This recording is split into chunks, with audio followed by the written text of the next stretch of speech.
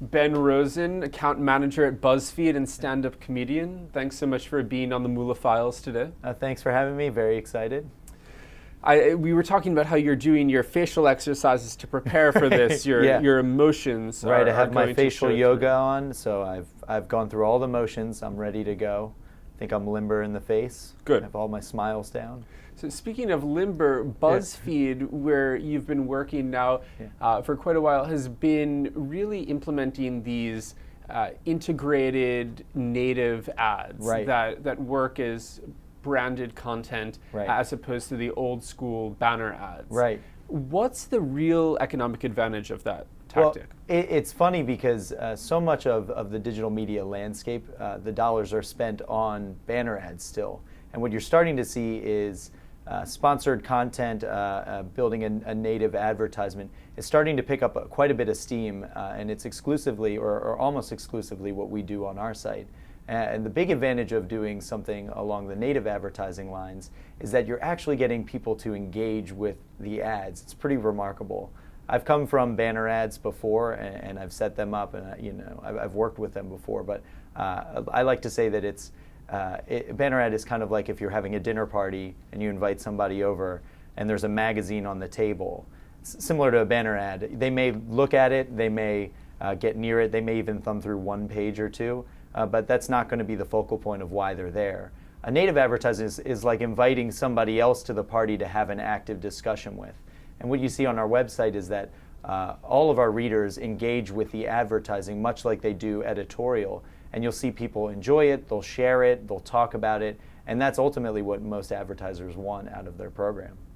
Is there a way to quantify the efficacy of a cute cat involved in this branded content? Or what do you find to be most effective in the shareability of branded content? You know, this is something that Jonah, our CEO, talks about all the time.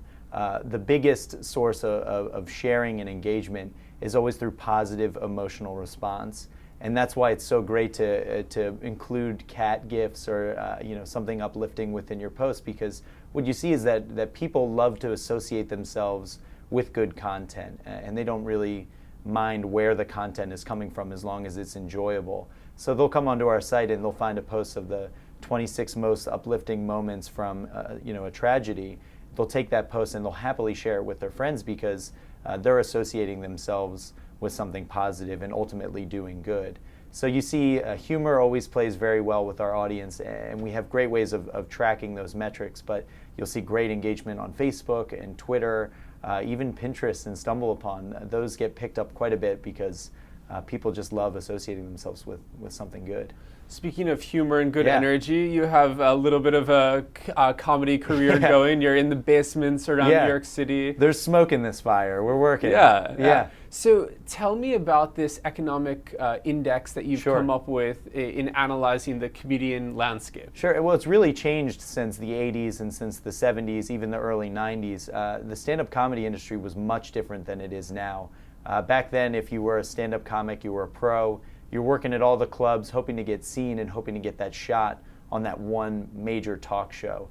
In the case of Carson, if you went on to Carson and you really crushed it, you were made. You were on television the next day. Your phone would not stop ringing, and you were there. But there really is no Carson anymore. You can't go to a Letterman. You can't go to a Conan or a Late Night with Craig Ferguson and the next day instantly be a star. So what you're seeing is now there are a lot of comics. I think by most estimates there's close to 10,000 in New York alone that are trying to work and trying to get seen in this industry. But it's flooded from a television perspective. But what we have as an advantage now is we have the internet, and we have a lot of different channels and a lot of different resources to promote ourselves. And one of the things that most comics are looking to try to do, at least, is associate themselves with a brand that has a larger audience. We talked earlier about Mike Birbiglia. Mike Birbiglia is a phenomenal comic who was on Comedy Central. He was relatively big in the early 2000s. And then as his career started to get a little bit away from the limelight, he lumped up with Ira Glass from This American Life. And what you saw was they put together a project, combined the two audiences, and it really took off. So what I'd like to see happen, and what I'm trying to have happen at least, is for comics to start investigating ways of partnering with each other or partnering with other corporations to try and create something that can bring together large audiences once again and get people known. So you really eliminate the network television from the equation, and you create your own means of dissemination. And I should go on record by saying, if there is a network television out there, some station that wants to put me on, I would happily go. But for the most part, a lot of comics are trying to find that audience. What you see is even Jenna Marbles, who's not even a stand-up comic. She's created this huge following. I think she's over 1 million subscribers on her YouTube channel and on her Instagram, and she'll put out videos all the time, and she's been able to monetize that through YouTube's advertising program. So there are definitely ways to do it outside of cable television as opposed to before, where it was the only way. And they're monetizing on it. Yeah, of course. I mean, you can see huge amounts of revenue, but it's much like the wealth distribution in the US. You have most people who are under what would be considered normal standards for income, all the way up until that very, very, very slim, top percentage of even a decimal of that percentage of comedians who are actually very well known and household names who are making a majority of that income. So it's the same thing with our country. We're trying to get the middle class a little bit more income and get them some stability.